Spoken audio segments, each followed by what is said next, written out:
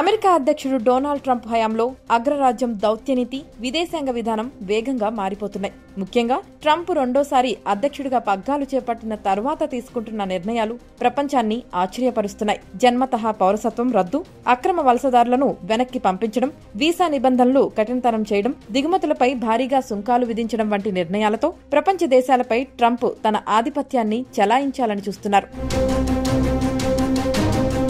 ఇక ఇటీవల రష్యాపై చమురు కొనుగోలు చేస్తున్నారనే కారణంతో భారత్పై 50% సుంకాలు విధించి తన అక్కసును వెళ్లగక్కారు. పాకిస్తాన్కు ప్రాధాన్యమిస్తూ భారత్ వ్యతిరేక వైఖరితో ట్రంప్ ముందుకెళ్తున్నారు. ఇలా దురహంకారం, ఆధిపత్య ధోరణితో ట్రంప్ టారిఫ్ల బాంబులు విసిరితే బాధిత దేశాలన్నీ జట్టుకట్టి అమెరికాకు గుణపాఠం చెప్పేందుకు సిద్ధమైనట్లు తెలుస్తోంది. అయితే ప్రస్తుతం చాలా దేశాల ఖజానా నిండడానికి అమెరికా కొనుగోళ్లే కారణమని ట్రంప్ భావిస్తున్నారు. దీన్ని అలుసుగా తీసుకుని ఉక్రెయిన్ రష్యా యుద్ధాన్ని కారణంగా చూపి తమతో వాణిజ్యం చేసే దేశాలపై ట్రంప్ టారిఫ్ల గుదిబండలు పడేస్తుండటంతో ఆయా దేశాల్లో ఆగ్రహ జ్వాలలు పెల్లుబికాయి. భారత్, చైనా వంటి దేశాలు అంతటితో ఆగకుండా రష్యాతో జట్టుకట్టి అగ్రరాజ్య దుందుడుకు చర్యలకు ముకుతాడు వేయాలని నిర్ణయించుకుంటున్నాయి.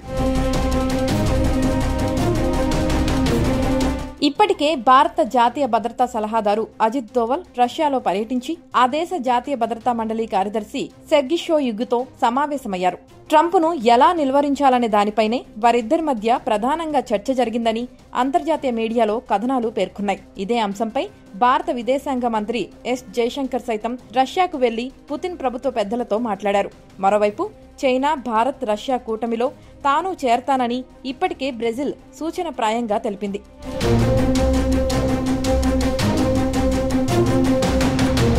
వ్యవసాయం, డైరీ రంగంలో అమెరికన్ కంపెనీల రాకను భారత్ అడ్డుకుంటుండటంతో ఒక దెబ్బకు రెండు పిట్టలు తరహాలో అటు సుంకాలతో, ఇటు వాణిజ్య ఒప్పందంలో తనకు అనుకూల షరతులతో భారత్ మెడలు వంచాలని ట్రంప్ చూస్తున్నారు.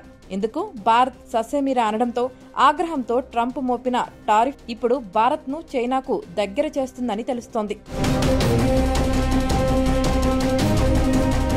ట్రంప్ భారత్కు సుంకాలతో షాకిచ్చిన దరిమిలా అమెరికా లేనంత మాత్రాన తెల్లారకుండా పోదని, ప్రపంచం ఎంతో విశాలమైందనే సంకేతాలను అందించే అవకాశాన్ని ఎస్సీఓ భేటీ ప్రధాని మోదీకి కల్పిస్తుంది. అమెరికాను ఇప్పటికీ తమ వ్యూహాత్మక భాగస్వామిగా పరిగణిస్తున్నా అగ్రరాజ్యం చెప్పిన ప్రతి దానికి తలూపబోమని, తమకు ప్రత్యామ్నాయాలు ఉన్నాయనే సందేశాన్ని మోదీ అందించే అవకాశముంది.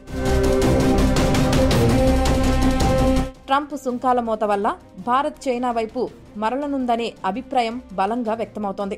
అమెరికా నమ్మదగిన నేస్తం కాదని నిరూపితమైన దృష్ట్యా బలమైన ఇతర దేశాలతో ఆర్థిక, వాణిజ్య పొత్తు నెరపడం మంచిదని ఇండియా గ్రహించింది.